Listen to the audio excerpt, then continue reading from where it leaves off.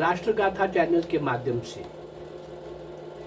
इस चैनल पर आने वाले सभी श्रोताओं को और दर्शकों को मेरा सादर सप्रेम नमस्कार। इस चैनल के माध्यम से लगभग 1000 साल सिंध के राजा दाहिर से लेकर नेताजी सुभाष चंद्र बोस तक का उन अज्ञात क्रांतिवीरों का इतिहास मैं आपके सामने ला रहा हूं, जिनको कोई नहीं जानता, और वो लोग जो देश के लिए निछावर हो गए। उसी प्रक्रिया में, उसी पंक्ति में आज दो नाम जोड़ रहे हैं, दो भाइयों के, गुलाब सिंह और अमरीक सिंह। आइए पहले गुलाब सिंह की चर्चा करते हैं। गुलाब सिंह वे एक तरुण क्रांतिकारी था, बहुत छोटी आयु का, हाई स्कूल में पढ़ने वाला एक विद्यार्थी ही तो था। उसके चेहरे पर मासूमियत, कोमलता, बहुत इनोसेंट सा लगता था। सब लोग कहते थे बड़ा मासूम है, लेकिन गुलाब सिंह के हृदय में उन अरमानों ने जन्म ले लिया था जो देश के ऊपर अपना सर्वस्व निछावर कर देने के लिए तैयार रहते हैं। क्रांतिकारियों को सुन रहे थे, पढ़ रहे थे, और दौर था उस समय क्रांतिकारी करतार सिंह सराभा को फांसी हो चुकी थी और भगत सिंह, सरदार भगत सिंह अपनी फांसी की प्रतीक्षा कर रहा था, जेल में था। ये नौजवान, ये मासूम, ये कोमलता लिए चेहरे में और इनोसेंट छोटी आयु का गुलाब सिंह नाम का ये क्रांतिकारी, इसका नाम गुलाब सिंह था, जिसकी आज हम चर्चा करने लगे हैं। वे अपने पैतृक गांव से अभी अभी लाहौर में आया था। लाहौर में आकर उसका यही प्रयास रहा कि कुछ स्थापित क्रांतिकारियों से उसका संपर्क हो जाए और वह देश के लिए कुछ कर गुजरे। आखिर उसका संपर्क लाहौर के क्रांतिकारी इंद्रपाल के साथ हो गया। इंद्रपाल ने यशपाल शर्मा नदौन के, हिमाचल के क्रांतिकारी, जिसका मैं कई एपिसोड दे चुका हूं अपनी वीडियोस के अंदर, इंद्रपाल ने यशपाल के साथ मिलकर वाइसराय लॉर्ड इरविन की ट्रेन को बम से उड़ाने के प्रयत्नों में अच्छी भूमिका का निर्वाह किया था। बाद में उसने लाहौर में अपना स्वयं का संगठन खड़ा कर दिया था। इंद्रपाल ने अपने क्रांतिकारी संगठन को आतिशी चक्कर का नाम दिया। गुलाब सिंह और उसका भाई अमरीक सिंह दोनों ही आतिशी चक्कर के सदस्य बन गए। इंद्रपाल और उसके साथियों ने मिलकर बम निर्माण का प्रयत्न किया। गुलाब सिंह ने स्वतंत्र रूप से भी बम बनाने के प्रयोग किए और उसे देशी बम बनाने में सफलता भी मिली। ये बम टीन के डिब्बे में आतिशबाजी का मसाला रखकर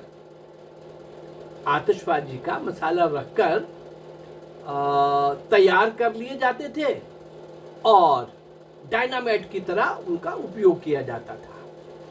अपने आप को वैज्ञानिक कहने वाला व्यक्ति हंसराज वायरलेस, इनका भी मैंने अलग से एक एपिसोड आपको दिया है। अपने आप को वैज्ञानिक कहने वाला, कमाल की नई नई बातें इसके दिमाग में आती थी, हंसराज वायरलेस के नाम से मशहूर था, भी उनके दल में शामिल हो गया। उन दिनों पंजाब में क्रांतिकारियों की घर पकड़ चल रही थी। क्रांतिकारी भी पुलिस को दंड देने में चूकने वाले नहीं थे। वो भी अपने अपनी तरह से पुलिस वालों के साथ आंख मिचोली खेलते रहते थे। हाँ, पुलिस को दंडित करने का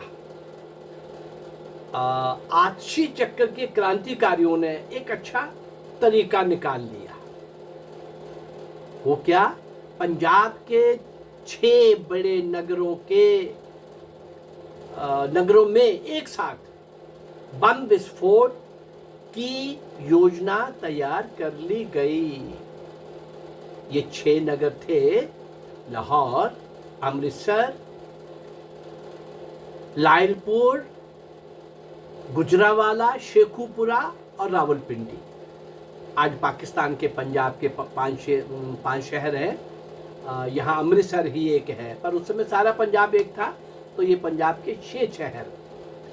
प्रत्येक नगर में क्रांतिकारियों ने एक एक मकान किराए पर लिया। योजना ये थी कि प्रत्येक मकान में एक एक बम रखा जाएगा। पिन के स्थान पर बम में एक पलीता लगा दिया गया। इस पलीते को मोमबत्ती के नीचे के सिरे से जोड़ दिया जाएगा। योजना थी कि मोमबत्ती जगा दी जाएगी, मोमबत्ती जला दी जाएगी, और जलते जलते जब बम के पलीते से उसकी लौ का स्पर्श होगा तो पलीता आग पकड़ लेगा और बम का विस्फोट हो जाएगा।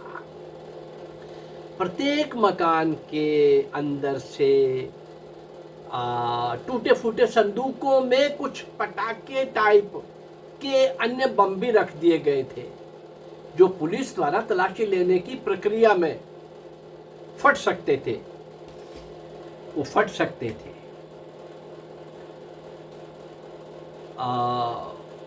योजना के अनुसार प्रत्येक मकान के अंदर जो भी सोचा गया, जैसे भी किया गया, 29 जून 1930 को पंजाब के जो नियत स्थान थे, 6 स्थान, उन सारे नगरों में बम रखकर मोमबत्तियां जला दी गई और क्रांतिकारी लोग वहां से भाग निकले। भीषण धमाकों के साथ बम्बों का भी और अन्य बम भी जो थे उनका भी विस्फोट हुआ और पुलिस उन मकानों पर पहुंच गई। पुलिस ने उन मकानों की तलाशी ली। क्रांतिकारियों की योजना अनुसार उन मकानों में रखे अन्य बम भी फटे और पुलिस के 2 आदमी मारे गए और कुछ घायल भी हो गए। बहुत दौड़ धूप के बाद, बहुत प्रयत्न करने के बाद भी कोई क्रांतिकारी उनके हाथ नहीं लगा, गिरफ्तार नहीं हुआ। पुलिस को अंततोगत्वा उन क्रांतिकारियों का सुराग मिल गया और उन पर निगरानी रखी जाने लगी। क्रांतिकारियों को भी उनकी अपनी गिरफ्तारी का संदेह हो गया था, होना ही था स्वाभाविक रूप से, और वे लोग इधर उधर बिखर जाने लगे और बिखर करके और कहीं जाने के लिए प्रयास करने लगे, अलग अलग ग्रुप में, अलग अलग दिशाओं में। आछी चक्कर के कई क्रांतिकारी पुलिस के हाथों में भी चढ़ गए। गुलाब सिंह उनके हाथ नहीं लगा। वे 29 अगस्त 1930 का दिन था। प्रातःकाल लगभग 10 बजे का समय शहर छोड़ने के इरादे से गुलाब सिंह बाहर खेतों में पहुंच गए और विचार क्या था गुलाब सिंह का कि वे पैदल जंगल के रास्ते कहीं भी निकल जाएगा। उसने दो व्यक्तियों को देखा कि उसकी तरफ बड़ी घूर के देख रहे हैं, नजर गाड़े हुए हैं और नजर उनकी हट नहीं रही।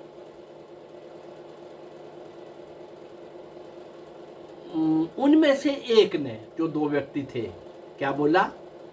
सरदार जी, आवाज दी, सरदार जी जरा रुकिए, हमें आपसे काम है। अब सरदार जी तो सब समझते थे, गुलाब सिंह जी, और किसी भी प्रकार की प्रतीक्षा किए बिना गुलाब सिंह के पास कोई चारा नहीं था, क्योंकि वो दोनों लोग गुलाब सिंह को भागता देखकर उसकी तरफ लपके थे और इसने भागना शुरू किया था। गुलाब सिंह के भागते भागते पुलिस वालों ने सीटियां बजाना शुरू कर दी। पुलिस वालों ने सीटियां बजाना शुरू कर दी। देखिए दुर्भाग्य देश का, लोगों ने सीटियां सुनकर के गुलाब सिंह को पकड़ के पुलिस के हवाले कर दिया। एक तरफ वो देश का, भारत मां का सपूत, देश की आजादी के लिए ब्रिटिश सरकार को, पुलिस को चुनौती दे रहा था, और दूसरी तरफ भारत के ही लोग उसको पकड़ करके पुलिस के हवाले कर रहे थे। कितनी बड़ी ट्रेजेडी है। पकड़ लिए गए, गिरफ्तार कर लिए गए गुलाब सिंह, बेड़ियां डाल दी गई, हाथों में हथकड़ियां डाल दी गई, पैरों में बेड़ियां डाल दी गई। खतरनाक क्रांतिकारी है। आगे क्या हुआ, कैसे हुआ, आज गुलाब सिंह की चर्चा कर रहे थे, कल भी गुलाब सिंह की चर्चा ही होगी, पर उसके भाई अमरीक सिंह की भी चर्चा करेंगे कल के एपिसोड में।